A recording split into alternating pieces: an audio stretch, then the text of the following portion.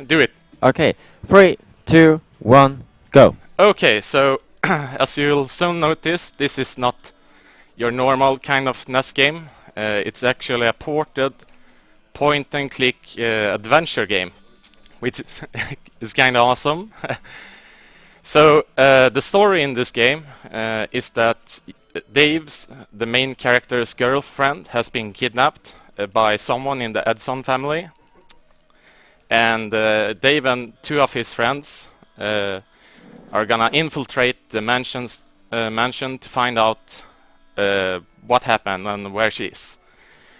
So the first trick we're gonna do here is that we rung the doorbell to bring Ed downstairs, and we're gonna put Dave and Sid here in position to let Dave slip by while Ed catches Sid. And what he does is that the kids he finds, he brings to the dungeon, like a prison. And while he's down there, we're gonna run upstairs and steal some stuff from his room, like his hamster, among other things.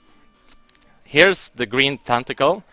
Normally you would have to become his friend by feeding him to get past him, but we're using a glitch here where we select a new kid and we can just run past him. That glitch actually puts the game in a soft lock state, which is really scary. So if we get caught by Ed here, we actually can't get up again and we have to reset the game. But we made it, so now, whew, I'm calm now. I'm really happy that worked out. Okay, so upstairs, there's one more item we need to bring with us, and that's the yellow key. Up here is the green tentacles room, and he likes music.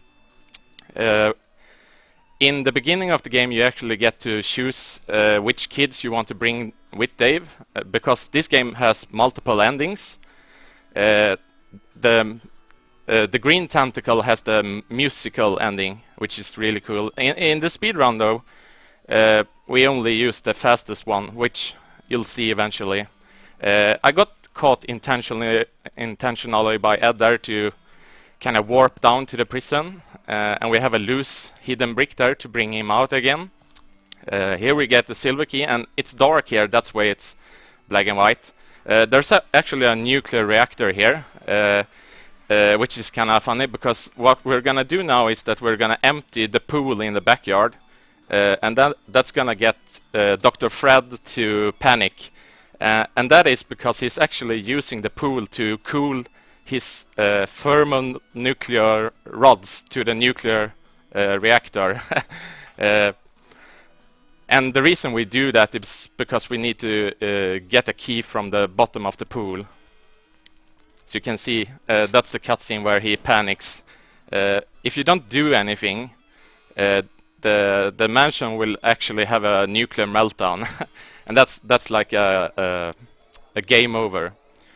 So here we're using the switch kid command to skip an encounter with Edna. And we're just gonna go down here and switch back to Dave. So here we're just gonna blast through the dining room, head back to the backyard. And you can hear the sound, that's the alarm telling us that the nuclear reactor is malfunctioning. You can actually see the exposed cooling rods here. So now we have every item in the game we need to finish the game. So we're gonna head back to the dungeon where the secret entrance to the Dr. Fred's lab is. Before we go there, though, I'm gonna do a marathon safety strat. In a normal speedrun of this game, you wouldn't bother with turning the water back on, but if you do a single mishap or mistake, the house will actually blow up, because the speedrun is so precise. It's just like on the action that you manage to get into the lab before the timer runs out. So that part there where I turned on back the water, it's time loss. actually. So here's a hidden button on the gargoyle who lets us backtrack into the prison. And here's one of the trickier tricks in the game. To get Dave into the dungeon again, we have to push this loose brick and kind of use the acceleration of the cursor to barely get into the prison, and that's actually really hard. Okay, so we're using the key here and opening the door, and you can see the secret lab is here. The developers left a code which is 4 zeros. It's not the intentional way of getting in, but then again, this is a speedrun, so we'll use all the codes.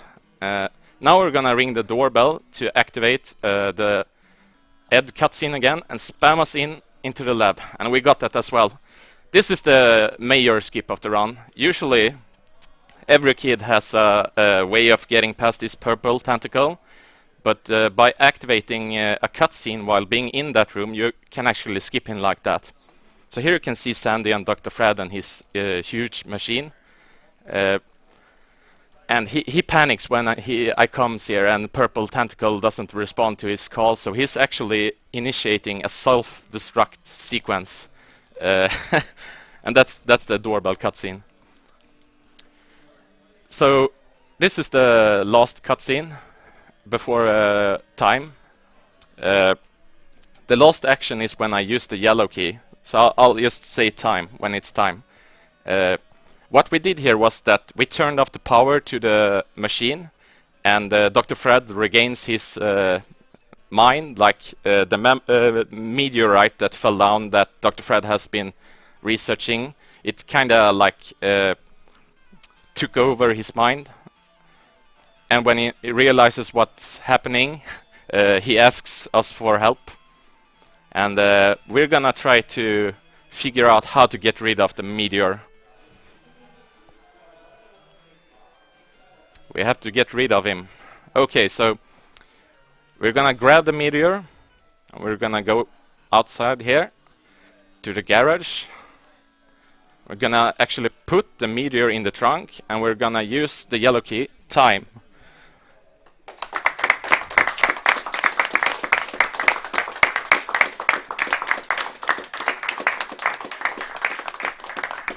Yeah, I'm really happy about that time. It's a really good marathon time. So here you can see the meteor running away. So that's Maniac Mansion.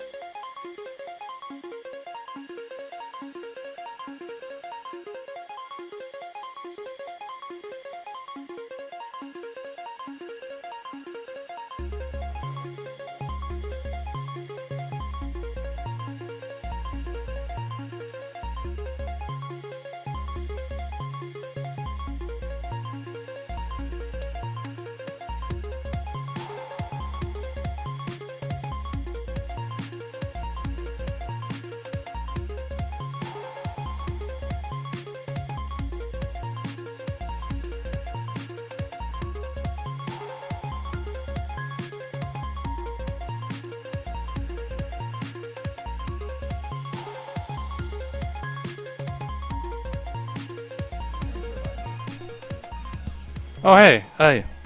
Alright, so that was a lovely Maniac Mansion run by Niss3. So next up is Samurai Pizza Cat by Kyato Nindentendi, which is its original title. This is pretty... it's a very short run, fast-paced run, so I'll, just gonna start. Oh yeah, I'll give you a countdown. Alright, so I'll start in 3, 2, 1, and...